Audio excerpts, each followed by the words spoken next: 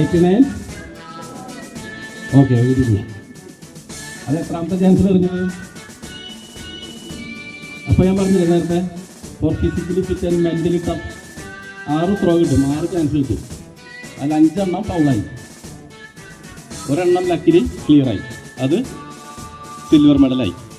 അതുപോലെ തന്നെയാണ് നിങ്ങളിവിടെ ഇപ്പോൾ കോച്ച് അല്ലെങ്കിൽ അധ്യാപകന്മാർ ഓണെ മാച്ച് ടേക്ക് ഗോ എന്ന് പറയുമ്പം അവർ ഡിസിപ്ലിൻ തെറ്റിച്ചിട്ട് അവർ കിടന്ന് ഓടി കഴിഞ്ഞാൽ ഫൗളായി. അവിടെയാണ് മെൻ്റലി ടഫായി. ഇൻ കേസ് മഴ പെയ്താൽ തന്നെ ആ മഴയും കൊള്ളണം, വേണ്ടേ? അപ്പം നിങ്ങൾ നന്നായി ചെയ്യുക. എല്ലാവരും നമ്മുടെ ഒരു സ്പോർട്സിൻ്റെ ബേസിക് ആയിട്ടുള്ള ഡിസിപ്ലിൻ, ബേസിക് ആയിട്ടുള്ള ഈവൻ്റ് ഏതാ നമ്മുടെ? ഇന്നിപ്പോൾ ഇവിടെ എന്താ നടക്കുന്നത്? സ്പോർട്സിൽ ഏത് ഈവൻ്റ് നടക്കുന്നത്? ഇനി അത് കഴിഞ്ഞിട്ട് എന്താ, ഈ ട്രാക്കൊക്കെ വരച്ചിട്ടുണ്ടല്ലോ, ഓട്ടം. അപ്പോൾ അത്ലറ്റിക്സ്. അപ്പോൾ ഒരു അത്ലറ്റ് ആവുക അല്ലേ? അപ്പോൾ ഇപ്പോൾ പാരീസിൽ അത്ലറ്റിക്സ് ഈവൻറ്റിൻ്റെ ഒരു മെഡൽ പിടിച്ചു. അതാരായിരുന്നു?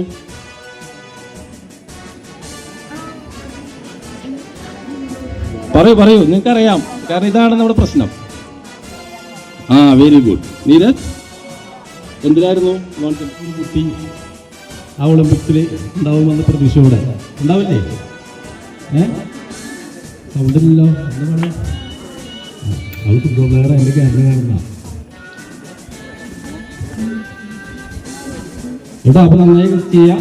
വളരെ സന്തോഷം. ഞാൻ ബോറടിപ്പിക്കുന്നില്ല.